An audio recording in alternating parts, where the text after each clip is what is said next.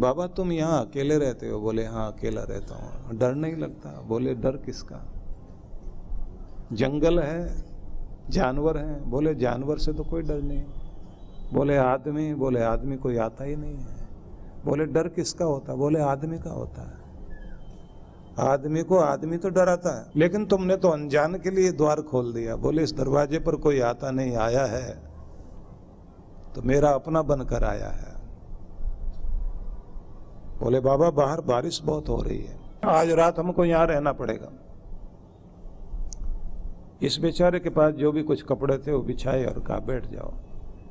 इतनी देर में फिर कोई आवाज आ गई दो आदमियों की, द्वार खोलो। अब ये दोनों कहते हैं बाबा दरवाजा मत खोलना, पता नहीं कौन आदमी हो, कैसे आदमी हो। बोले भैया मैंने तो आपको भी नहीं पूछा आप कौन आदमी हो और कैसे हो।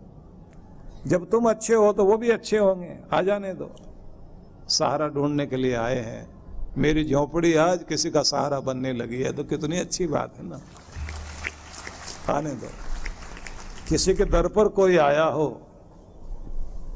तो इसका मतलब ये दर ऊंचा हो गया। खोल दिया दरवाजा, दो आदमी और आ गए।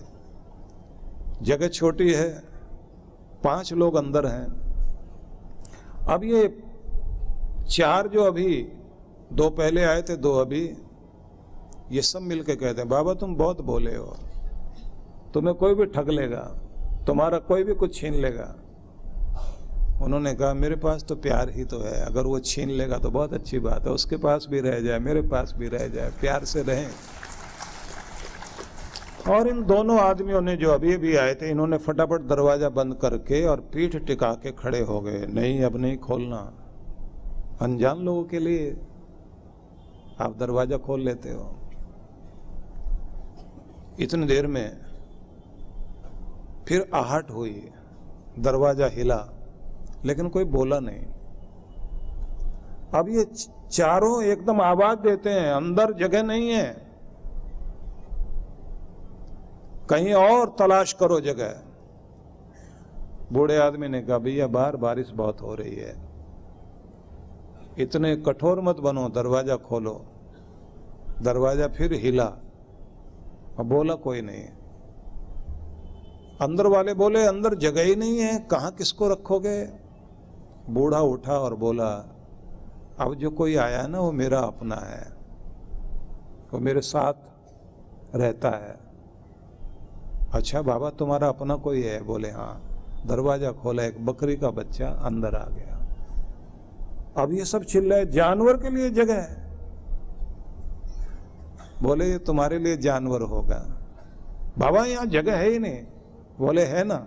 और उसने उठाया अपने कंधे पे रख लिया उसको और रख करके कहा सारी रात मैं इसको ऐसे लेकर बैठूंगा, तुम लोगों को तकलीफ नहीं होगी। बाबा तुम कैसे हो?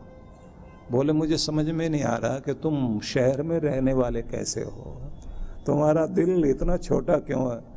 दिल में अगर जगह होगी तो घर में भी जगह निकल आएगी, जब दिल में जगह नहीं है तो घर में कैसे निकलेगी? हम लोग बहुत छोटा दिल लेके बैठे होते हैं। कहीं किसी के आंसू हमें समझ नहीं आते, किसी की पीड़ा समझ में नहीं आती। हर व्यक्ति एक दूसरे को ठगने को, छीनने को, दूसरे से न जाने क्या क्या उसका यूज कर लेने को तैयार बैठा है। हम लोग तो भगवान को यूज करने को तैयार बैठे हैं, उसका भी प्रयोग कर लेना चाहते हैं। जबकि ध्यान रख लेना, चीजें वस्तुएं दुनिया की जितनी भी हैं वो यूज करने के लिए मिली हैं। इंसान को इंसान यूज करने के लिए नहीं दिया गया, इंसान इंसान को प्यार करने के लिए दिया गया। हम वस्तुओं से प्यार करते हैं, इंसानों को यूज करते हैं। कितने अजीब लोग हैं। इंसान इंसान को यूज कर रहा है, प्यार किससे कर रहा है? चीजों से। जिस दिन ये दुनिया बदलेगी, इंसान के अंदर की दुनिया बदलेगी, उस दिन वस्तुओं का प्रयोग होगा, वस्तुओं का इस्तेमाल होगा, वस्तुएं यूज होंगी। इंसान का इस्तेमाल नहीं करेगा बल्कि उससे प्यार करेगा।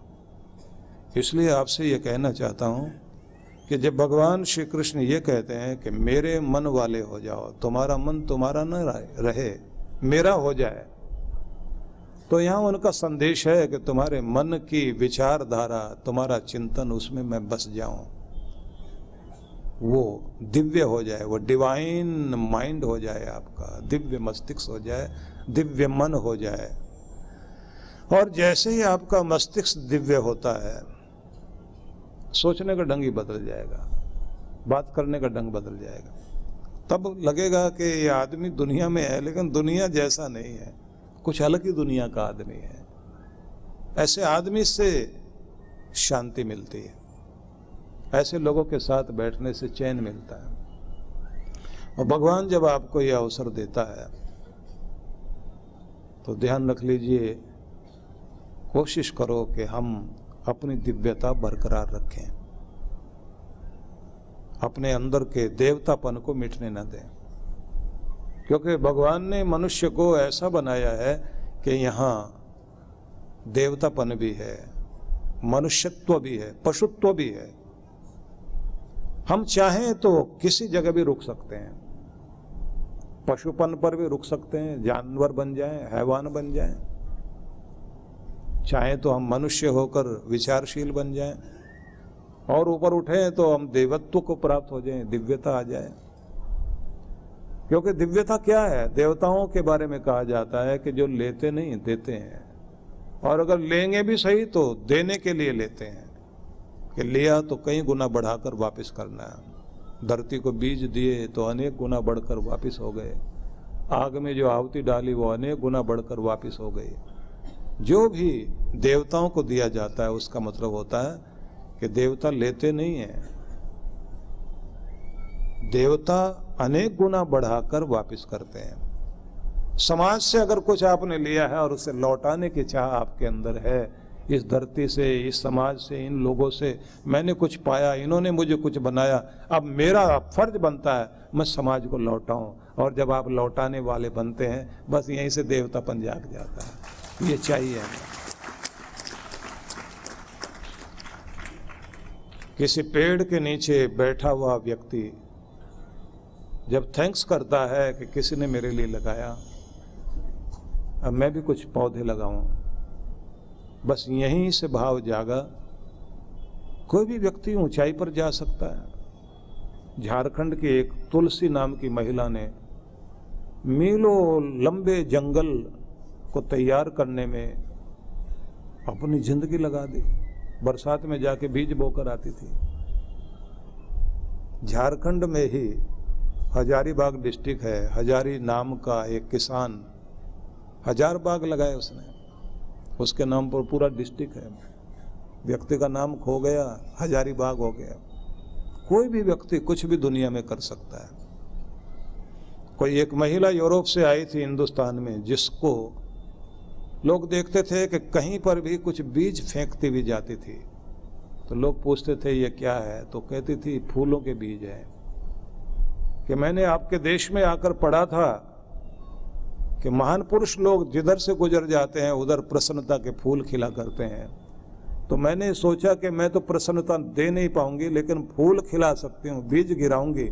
मैं यहाँ से गुजर गई, लेकिन जब फूल खिलेंगे किसी के चेहरे पर तो मुस्कुराहट आएगी। मैंने तो कुछ किया ना।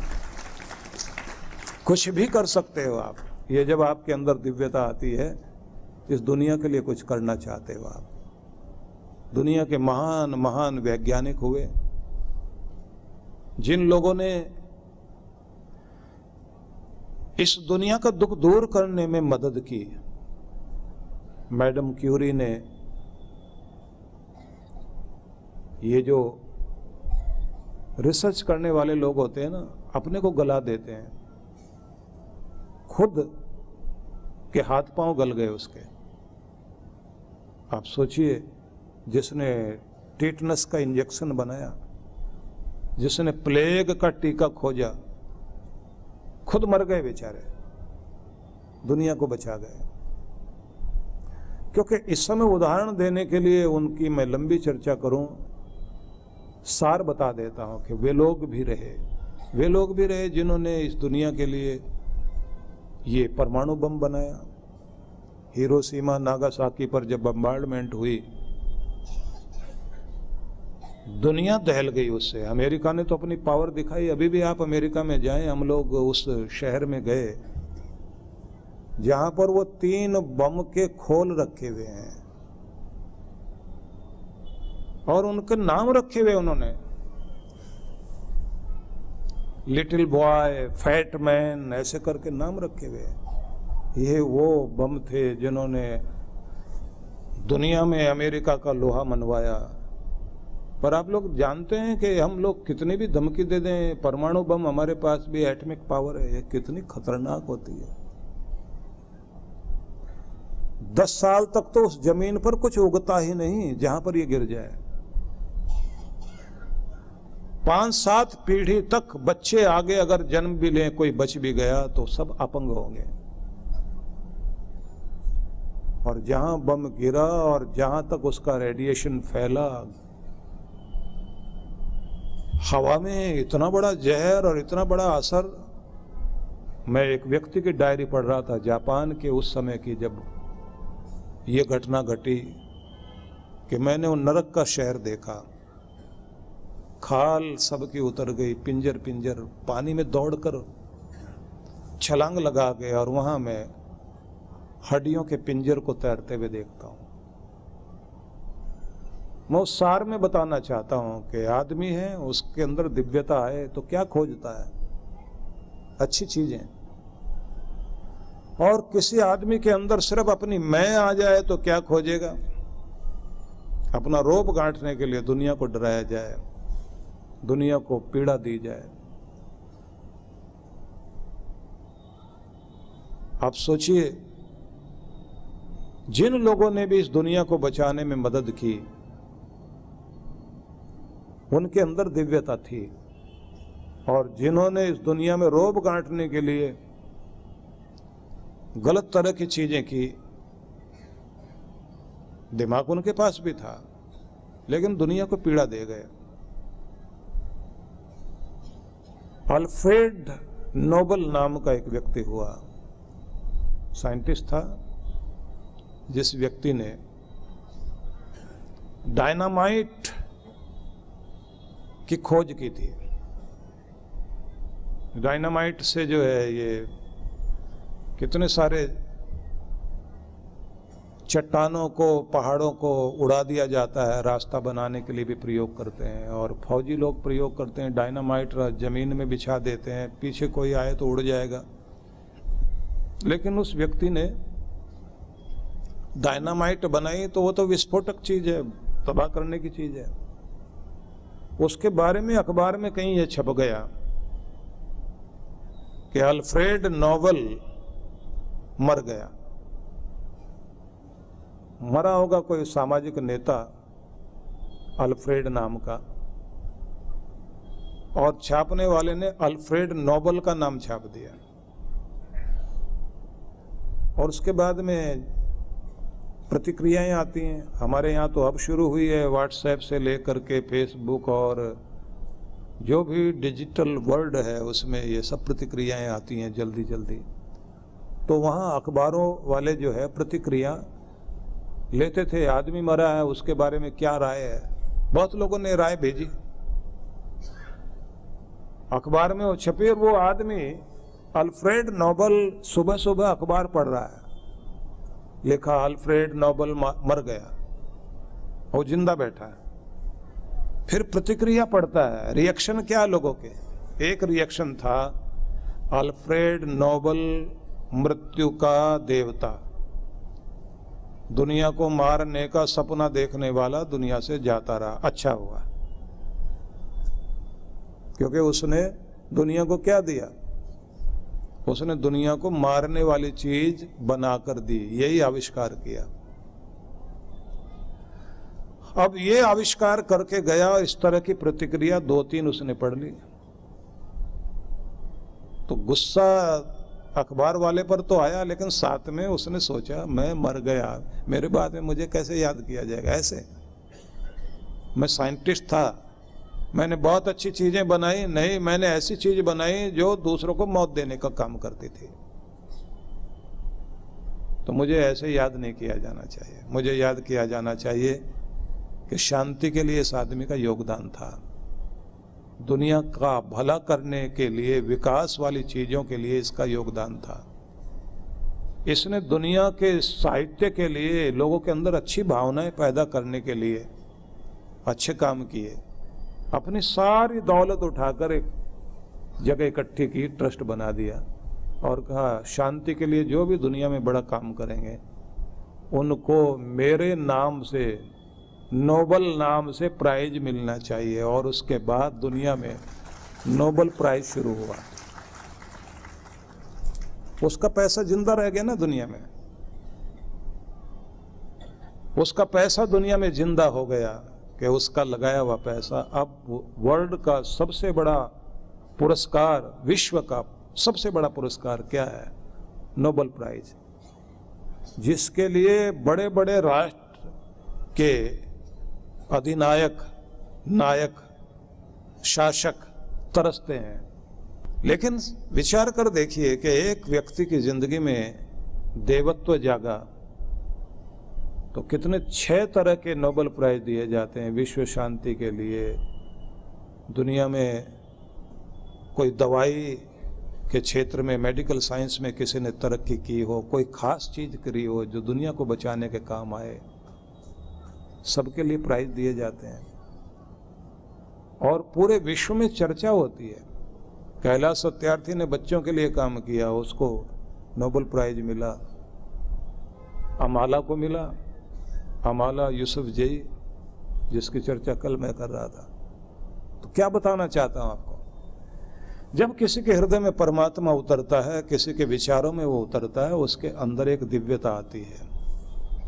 भगवान श्री कृष्ण ने 11वें अध्याय के 18वें श्लोक में यही कहा था, न तो माम शक्य से द्रष्टुम अनेनेव स्वचक्षुषा।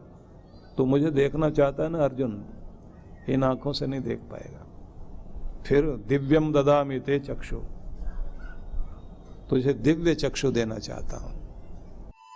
झुग्गी झोपड़ियों में सिसक रहे निर्धन बेसहारा बच्चों के लिए प्रगति की सोच रखने वाले, इनके सपनों को साकार करने के लिए इन बच्चों की ही क्षमताओं को बल देने का संकल्प लेकर चलने वाले परम पूज्य श्री सुधांशु जी महाराज एवं डॉक्टर अर्चिका दीदी के पावन सानिध्य में बाल कल्याण योजनाओं को विश्व जागृति मिशन के तहत पिछले कई वर्षों से संचालित किया जा रहा है। इसके लिए पूज्य श्री द्वारा झारखंड के नक्सली प्रभावित आदिवासी क्षेत्रों रुक्का खूंटी में निर्धन बच्चों के संपूर्ण विकास के उद्देश्य से पिछले कई वर्षों से स्कूल चलाए जा रहे हैं। बच्चे समाज और देश का भविष्य है। इनके उत्थान के लिए यदि आप भी बाल विकास योजनाओं में अपना सहयोग देना चाहते हैं तो ऑनलाइन डोनेशन के लिए लॉगिन करें www.vishwajagritimission.org। नवजीवन साधना। क्या नकारात्मक विचारों को मन में आने ही न दें? ये हमारे वश में है? क्या तनाव की जड़ें मन में उपजेंगी ही नहीं अगर निरंतर ध्यान साधना को जीवन में शामिल कर लिया जाए? आध्यात्मिक जगत में परमात्मा की अनुभूति के साथ क्या सांसारिक जगत में भी प्रसन्नता, सफलता, संबंधों में आत्मीयता, धन, ऐश्वर्य का सपना सच करती है नवजीवन साधना? तो इसका जवाब है हाँ। इस कल्पना को साकार रूप देने का संकल्प है गुरुवर श्री सुधांशु जी महाराज व श्रद्धेया अर्चिका दीदी द्वारा भक्तों को ध्यान साधना की एक और अनुपम भेंट नवजीवन साधना।